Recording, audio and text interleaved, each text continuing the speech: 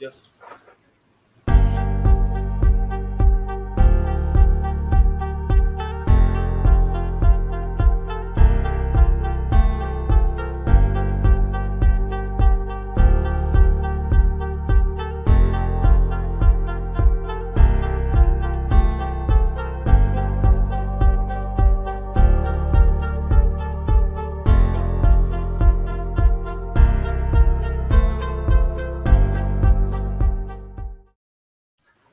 coming live from Madrid, Spain is our guest this evening.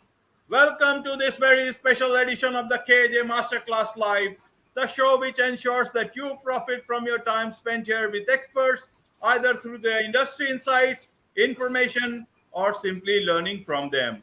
And before I move forward, may I request you to subscribe, follow, like, and comment on whichever platform you're watching or listening to this show on.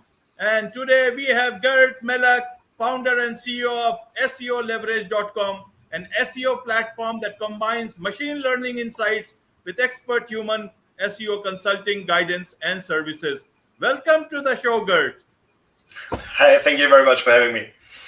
Thank you very much indeed. And it's nice to have you. You are my first guest live from Madrid, Spain. And that's a special feeling because as I touch new places, it also helps us connect with new ideas and new people. And that brings a lot of value to not only just my Indian audience, but also to an audience across so many other places. So straight to the point, Gert, there are so many businesses and everybody worries about, about Google, how to master Google.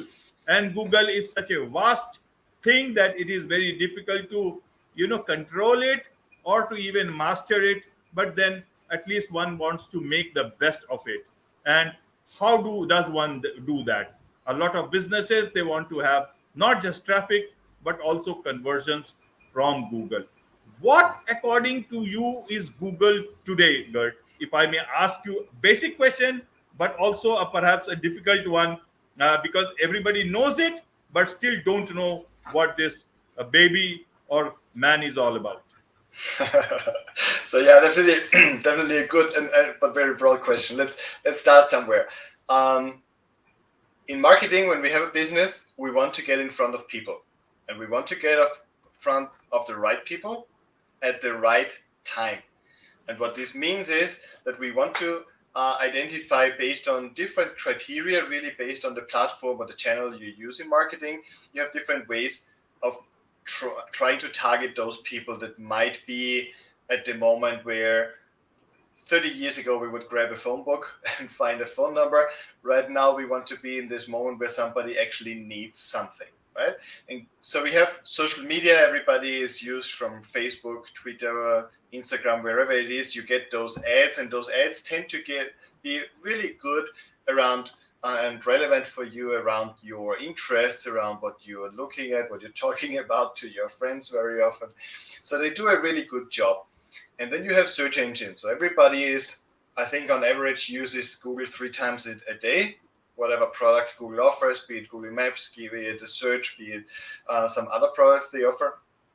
So if you think about it, Google really owns a very special moment in our lives. And this moment is when we are ready we have taken out to the side a few seconds, and we're really going to explore a topic, a person, a place, a destination, a problem, a possible solution, etc. So whereas on social media, which works really, really well, they kind of need to interrupt us as a user. In search, it's really the user coming to search and saying, okay, now I have 2 minutes, I'm going to check this out. And this is where search marketing is just really, really valuable. Google has really discovered and really dominates this place almost in all countries on this planet, where they have figured out a way to be actually helpful. And this is at the heart of Google's growth. So on the one hand, people talk about this giant, greedy corporation, etc. And I'm not discussing those things, but we need to acknowledge that they have really managed, among all the search engines we knew 20 years, 30 years ago, among all those search engines, Google has been the best in achieving a special goal, which is getting the user what they actually are looking for, or getting really close to it. Right, right, good.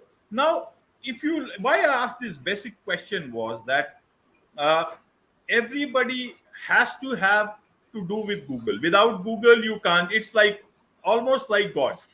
You got wherever you are, have you find God, and in that same way, wherever whatever business or business of life and death you have, Google is supposed to be needed. In terms of earlier on, for businesses especially, all you needed was when you talked of online presence, all you thought was in terms of just having a website so that people who want to connect with you, businesses who wanted to connect with you, they could get your phone number, all your details, they can message you and all that stuff. But then there is a whole lot of e-commerce and a lot of other things happen. And then suddenly this whole word called SEO came in.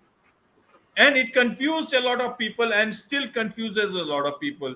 At least now more people have heard about this called SEO. A lot of people can't even tell the full form about it, but still they know what is SEO. But they again, instead of focusing on their businesses, now a lot of them are focusing on SEO. And other everybody is telling them, listen, man, without SEO, there is no life on Google.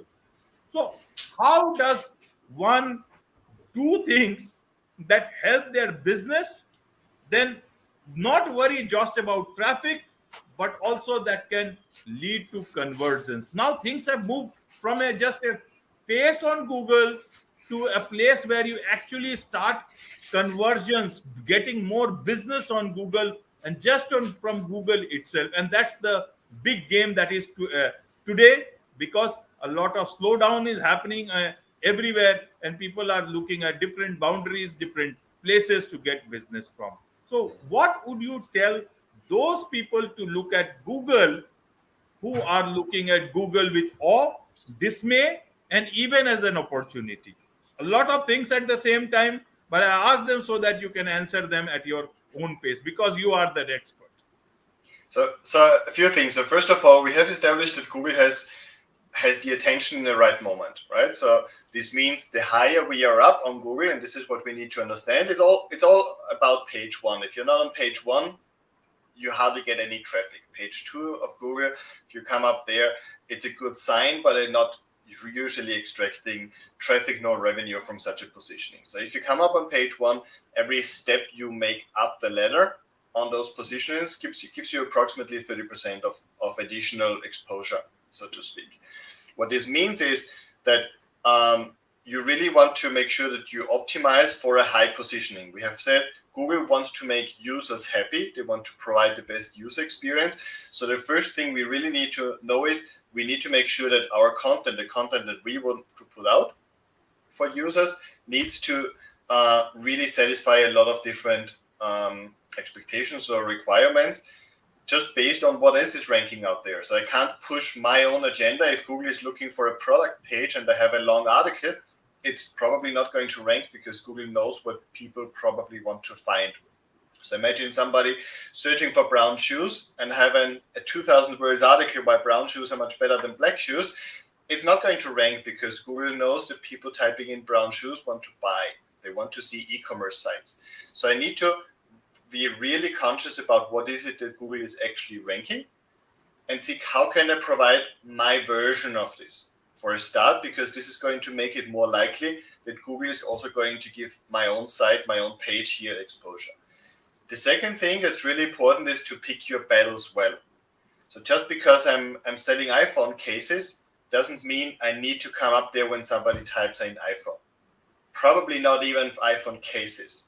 Maybe somebody typing in iPhone cases New York City would still have a hard time finding me because we have hundreds or even thousands of iPhone cases stores. There must be something where I need to pick my niche, right? I'm not ranking for SEO. People typing in SEO are not going to find SEO leverage in the first 10 pages, probably because I know my audience and my potential clients are not going to type in SEO. They have different issues, and I want to give them a solution when they search for those problems. So you really want to identify what is this intent that brings people to Google, has them perform a search where they're really close to an actual purchase probably soon enough and where it's a good moment to get exposed. And one really small hack I tell my clients and have been telling my clients for 20 years is that they just take notes when they get phone calls or have conversations with clients or potential clients. Just take notes and say, what are those first questions people ask? And you're going to see there is a pattern. In every industry, there is a pattern that you can identify where, say, the first question is always about this and this. Is this the costs? Then maybe we can answer this question in a piece of content because people might also ask this question to Google directly. Or is this about alternatives? Is this about use cases? Is this about case studies or results or testimonials, etc.? There's a lot of content you can build around what we call a user intent. What's the intention behind this search? Try to really, I think that the big leverage point in SEO is when you are able to embody your client, you're the potential search user. If you're able to embody them when in the moment they open up Google and type in this search, the better you get at this, the better you're going to be able to provide content that's going to resonate with them, that's going to rank because Google checks user signals as well, but it's also going to convert. Conversion meaning they're going to take the next step. This can be a purchase, but this can also be a request for a proposal. This can be a call booking or a download of an ebook. Right, good. Now, look at the situation. There is first page of Google, and there are 5 million agencies which promises different people in different sectors, industries, to get them on the first page of Google. What is this first page of Google? Because even if I suppose if I have a website, then that automatically comes at the top, and after some time or some usage. So, is there any other first page where it will come up? Is my website not enough? What is this first page, and how many people who keep on promising the first page on Google can actually make it happen? Because a first page is only one page. How much depth or capacity has it got within itself? So just to understand, what is this first page of Google? Okay, first of all, nobody can legitimately promise a first page result. This is really important, right? So if you have 500 agencies, you probably can ignore 450 of them that promise specific results. They can't, right? Because we don't control Google. Google might have an algorithm. Even if we had everything figured out today, tomorrow Google might update their algorithm and change the way they analyze websites, etc. So promising results is not a legitimate tactic. We have never done this, and I encourage everybody to stay away from agencies who do this because they're just lying. Imagine there are 10 slots on page 1. If 11 agencies promise a page 1, at least one is lying, right? So it just doesn't work this way. And one thing I also want to clarify, just because you build a website, it is not going to come up on page 1 for everybody. It might come up on page 1 for you because Google and Google Chrome, the browser, the history, everything might tell Google that probably you are interested in visiting your website, or people in your office building might see your website come up more often because there's a pattern that can be identified. You are probably going to come up when searching for your brand name, but you want to really come up for people who don't know you yet. So there is a difference between what we call branded searches, which is searches that contain the brand name. I'm searching for Pizza Hut, or I'm searching for Nike or for Adidas shoes, etc. I'm not searching for shoes, I'm searching for Adidas shoes. So for Google, it makes sense to show Adidas as one of the possible options of such a search result. This will all be a branded search. The user already knows what they want to get. What's really interesting in Google or in SEO, where the big leverage is non-branded searches. Is people just searching for a solution to their problem, and they have no idea who they are going to target or to ask for a solution. And this is where I want to go in there. So if my car suddenly slows down and the red engine warning light shows up, this is what I might type into Google, and I might say car slowing down. Right, and then I find an article that says, yeah, if the car slows down, it might be a sign that something is wrong with your engine. Here's a car repair shop in your area from our brand, and you can just go there and they're going to check this out. Right, so you catch people in the moment where they want a solution, and then you give them the solution on your site, right? So this is where we want to really differentiate. The page one, it's the first page. There's just one on Google, and this has up to 10 search results. I'm saying up to 10 because we also see Google Maps sometimes there, and people also ask panels the questions and answers sections, etc. Google is trying to steal a lot of attention by showing some panels here, but we have up to 10 sites that can come up on page one. Okay, and this is what we are essentially fighting for, what we try to optimize for, because this is what actually gives the exposure that then can lead to leads and sales. Right. Now you gave that example of brown shoes. Suppose somebody searches for brown shoes, and a lot of shoe sellers or companies and everybody and men and women and children, they type for brown shoes. How does Google decide what goes first in that ranking? What will Google show to different people at different places, suppose within say 100 to 200 kilometer radius? Okay, important to know, we have very often we talk about Google's algorithm. The algorithm is not just one thing where we plug in a keyword and we get something back out. The algorithm consists of different layers. Okay, so over the years, Google has just added one layer on top of each other. For example, if you type in pizza delivery and I type in here in Madrid pizza delivery, we are going to hopefully get different results. Okay. Right? So why? Because Google has one of those layers that determines where is a user from, and if they type in pizza or a food, they probably search for delivery. So we are going to add like internally maybe the city name where they are located to this search to make sure the results are more relevant. So what somebody gets is not the same as what somebody else gets. So if I type in brown shoes in Madrid, even if I type it in English instead of Spanish, I'm not going to get a provider from Australia, because Google knows enough to make sure that I get local providers that have maybe some content in English in this case, right? So this is one thing. The second thing is that brown shoes, not every search query is really going to present the perfect results. If the search query is generic, also the results sometimes are going to be generic. So Google at this stage doesn't know if you're a man or a woman or a child, maybe, or maybe they do because you have a Gmail profile, you're logged into Google, you have login, they know your history, they know what you talk about with email. This is why they cover so many platforms, because the more they know about us, the better they can serve us. If they know where we are living, they know where we are working, they know where our kids are, they know a lot of things about us. So if I type in brown shoes at a certain time of the day, they have an idea if this is for me, for my wife, or for my children possibly as well. So they just try to leverage all the information they have in order to provide the best search result. Right. So one thing is the geography. Okay, let's leave out Spain, or let's talk about my location, New Delhi. Now, if I type brown shoes, and then there are so many sellers even within this area, in New Delhi itself, so many brands, so many small sellers, so many local manufacturers of shoes, and everybody is almost online. What will Google show me first? How does Google decide what should go high, what should go low, what am I looking at, what pleases me?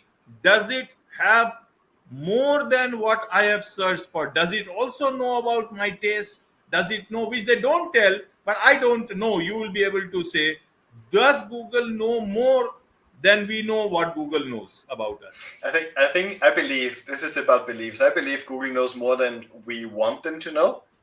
Okay. And I do believe Google is able to leverage a lot of pieces of information from their own database, and probably is connected to other databases as well, of apps and tools and whatever can collect data these days, because it just makes sense, right?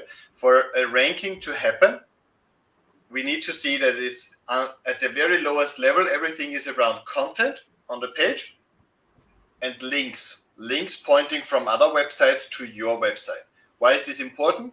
It's important because a link is a vote of confidence. It shows that your website doesn't stand on its own, but there are others endorsing you when it comes to shoes, right? And so your shoe website probably is important. Where are those people come from? Are they from New Delhi as well? Are they from Mumbai? Are they from other locations?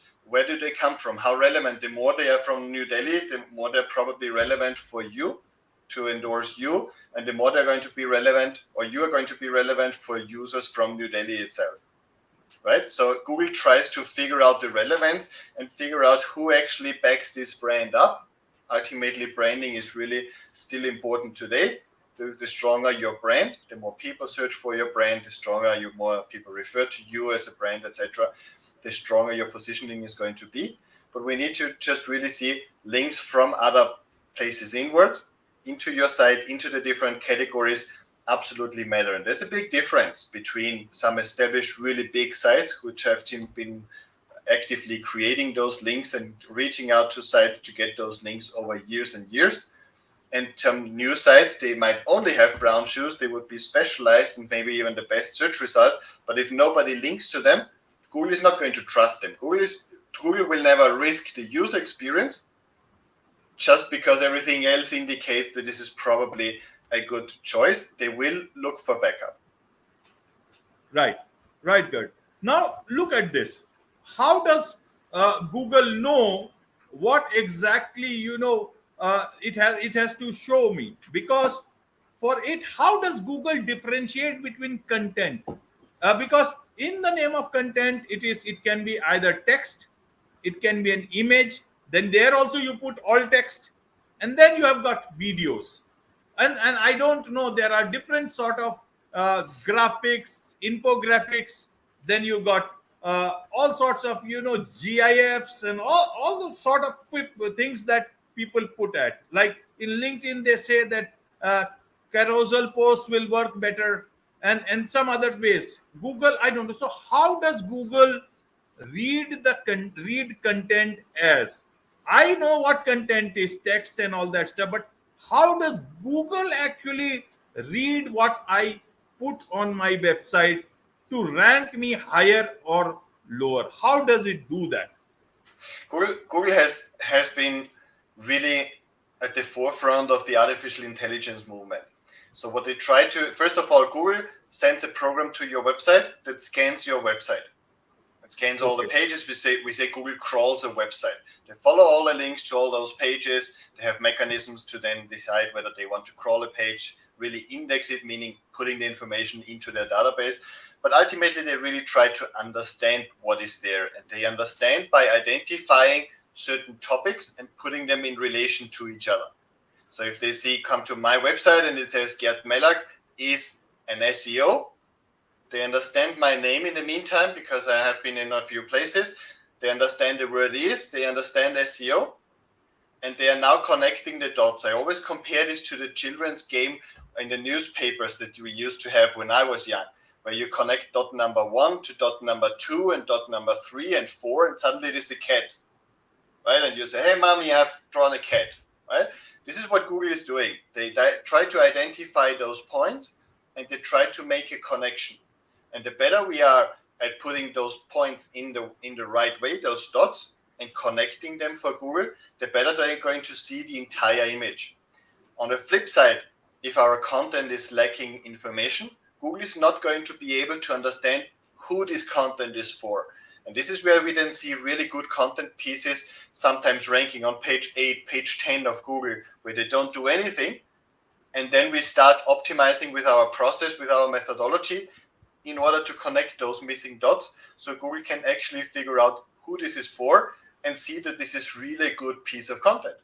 But sometimes we're just missing this because it's not the same as in social media. I have my followers and they're going to see this, they're going to understand this because we all talk the same language, so to speak, in this industry. Google really needs to understand this from scratch. And Google themselves, they try to really make us believe they have no problem at all understanding anything. They are very far ahead, but they still rely on the words on a page. So even if you have a video, even if you have an image on an infographic, we always recommend to accompany it with the suitable text. So if I only read the text, I would have a really good textual version of this.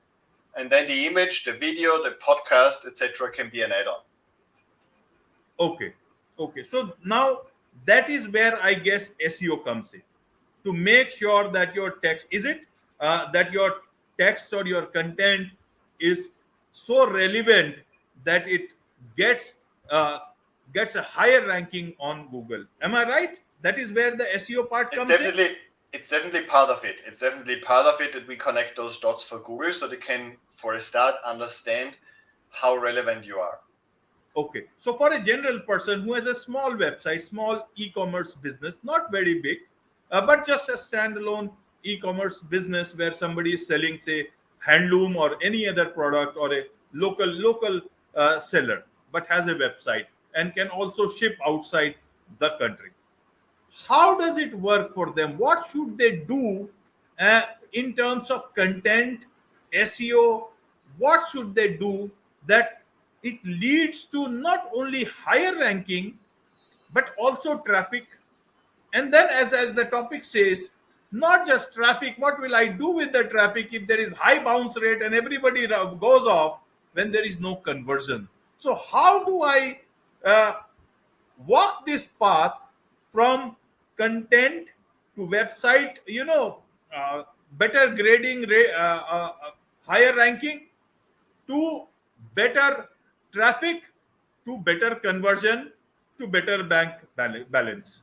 This is the journey that you need to help us in. Right. There are two things I believe. One is strategy, and the second one is process.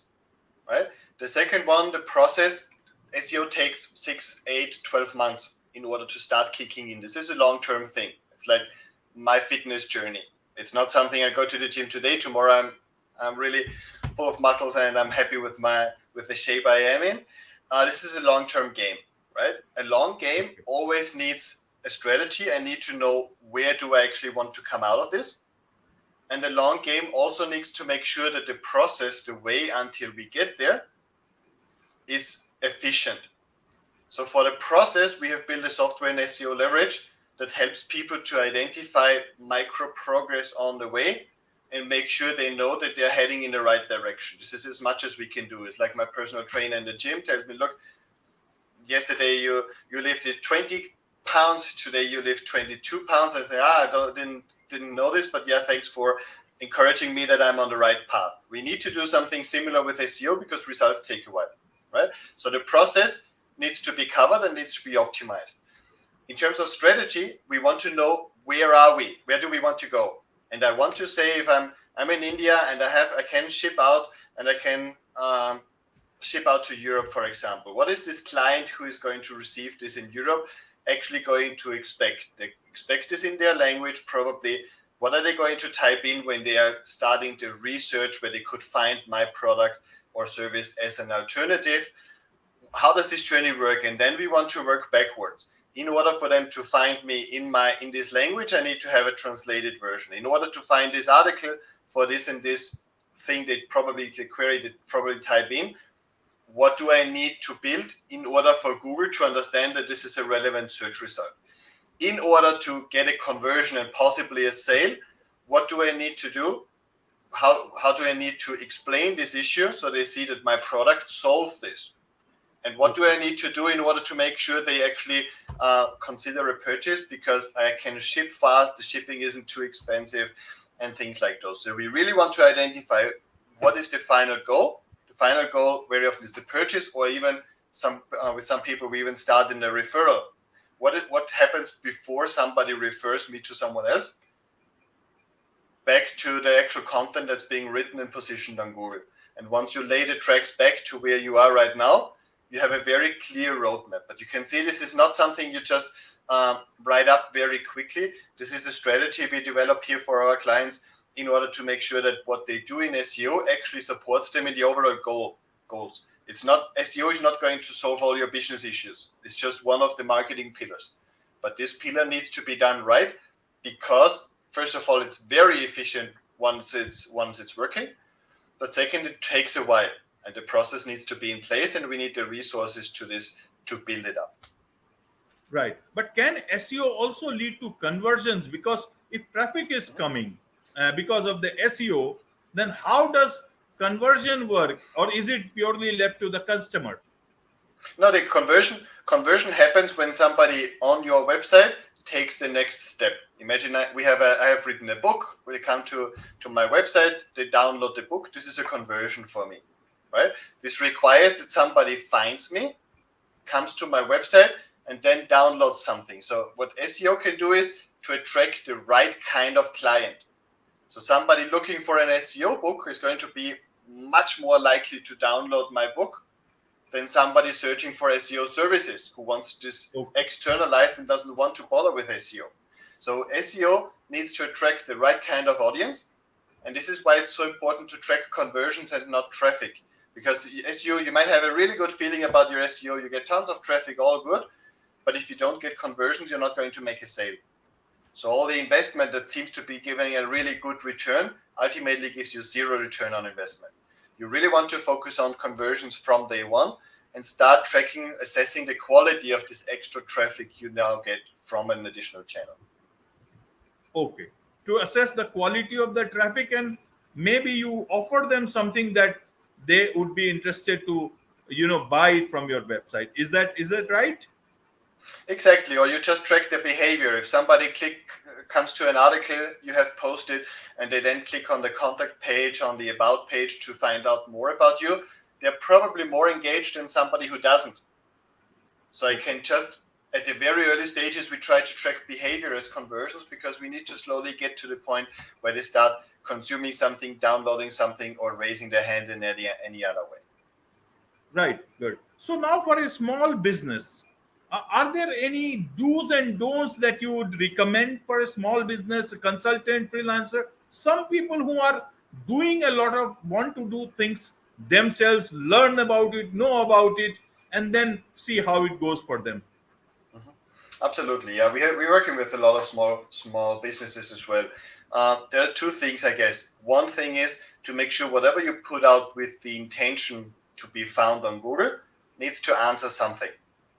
I remember a project where somebody wrote content for 9 years straight, every week 2 articles, but there was not a single piece that ranked well on Google after 9 years. So 9 years of work where she intended to get this ranking on Google didn't do anything because those pieces of content were unrankable for Google. This was just sharing experience. It was like a diary rather than answering specific things people type into search. So whatever you put out and you want Google to rank it needs to answer something people are probably searching for. If you put something out that doesn't answer it, fine, but it's not going to rank. This is the first thing. The second thing is really to make sure that you dedicate some resources every single week to SEO. Don't do SEO like a one-off things where you say, okay, the same time as I get my driving license, I get it and then it's done. This is not, it doesn't work with SEO this way. You need to dedicate resources to it. And by the time you dedicate resources to it, you need to be able to track and monitor how this is working. And this was really the origin of our software, because we saw a lot of people come in, they say, look, I had this agency do SEO for 4 years and we are still where we were back then, just that we have spent $20,000 on this right now. How can we do it in a better way? And this is where we created the software that actually tells you where you are, what is actually working, what's not working on your site. And then from there, you can define the next action steps that really make sense to execute in the next couple of weeks before you do this again. And this is then a consistent process that really can work and is going to make sure that the resources, whatever it is that you put on SEO or assign to SEO, are really worth spent.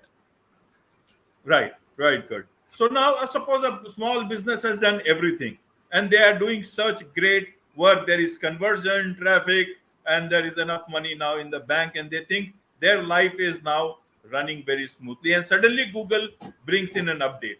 They change the algorithm. What do? They go back to their village and forget about their business. How do they tackle with this? How do they tackle with this change? Because it can be very confusing. It is confusing, and Google has been coming on with more updates. And along with that, a lot of people are using this artificial intelligent created copywriting. A lot of content created by artificial intelligence. Google is saying, I won't accept it. But then somebody is saying, how will Google know about it? And then they are still living in that hope. What is your understanding of this whole gamut of Google updates, artificial intelligence? How do people deal with this situation and still be happy forever? Okay. We don't want anything else than happiness forever with SEO. We try to do whatever we can to contribute there. So first of all, Google updates. Google launches updates every single day, but we don't know about them. We just sometimes figure, yeah, something must have happened because we see a lot of shifts in the search results on positionings. And then among SEOs, we don't have a feeling something has happened, something major has happened. And then there are updates that Google announces. And they say, look, this is now the helpful content update. And this is what we especially pay attention to.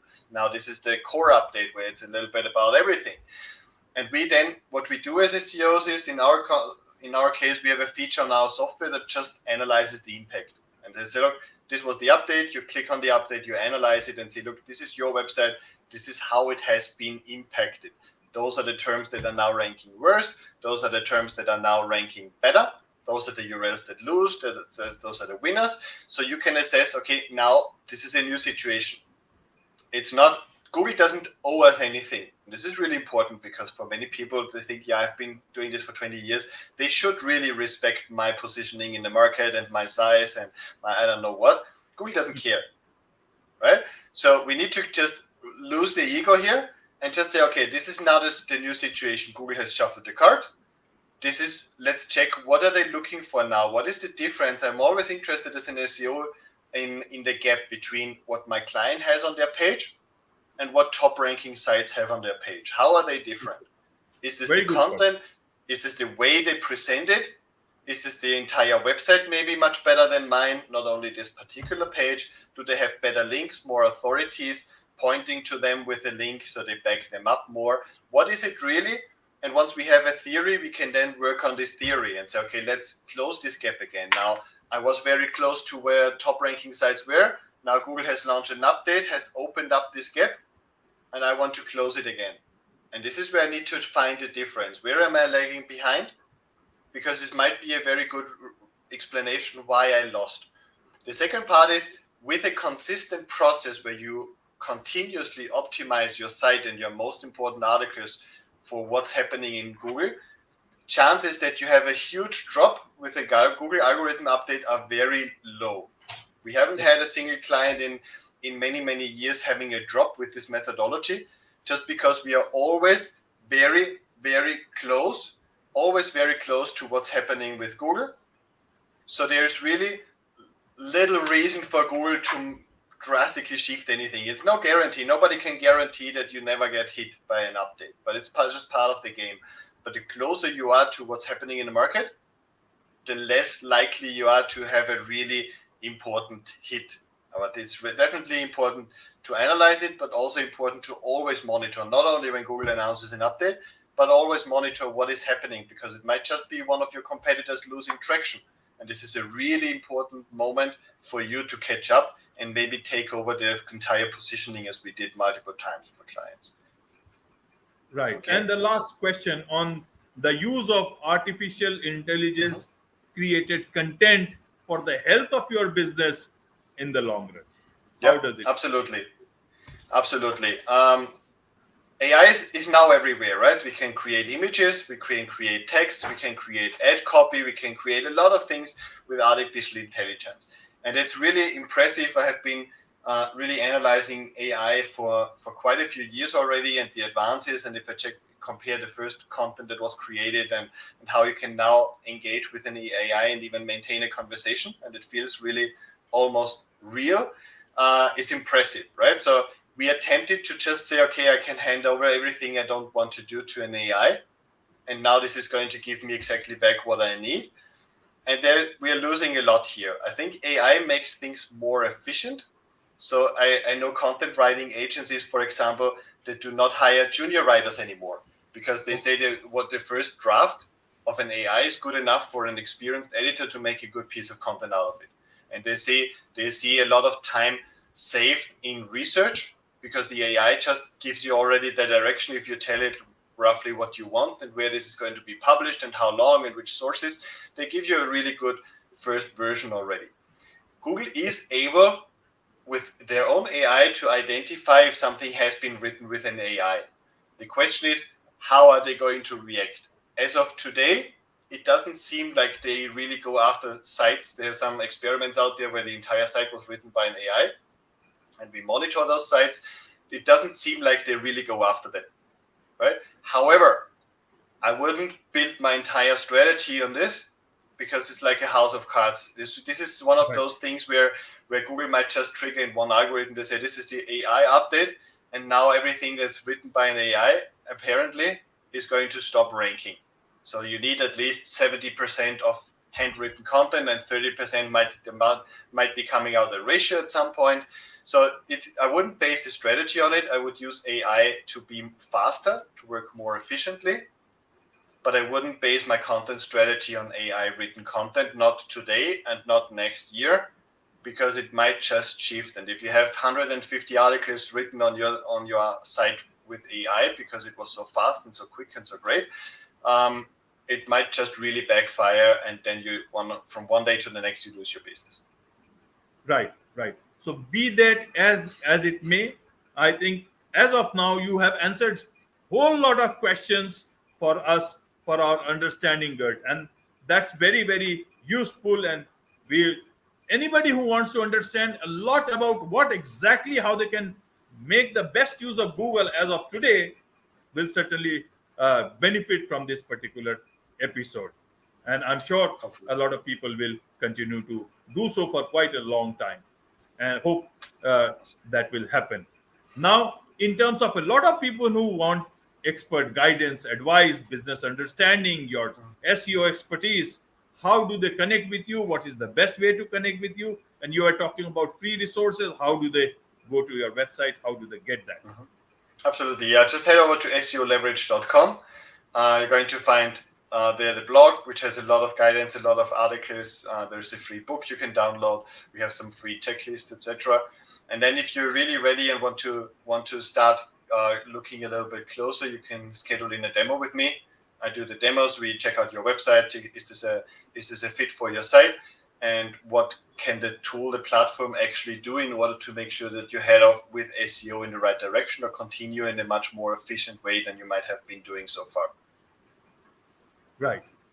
I'm sure that will be good information for a lot of people, and a lot of people may want to, businesses especially, as far as people from India would like to connect with you. Thank you so much, Awesome. Gert. Thank you so much indeed for your time. Thank you very much for having me. It was a pleasure. Right.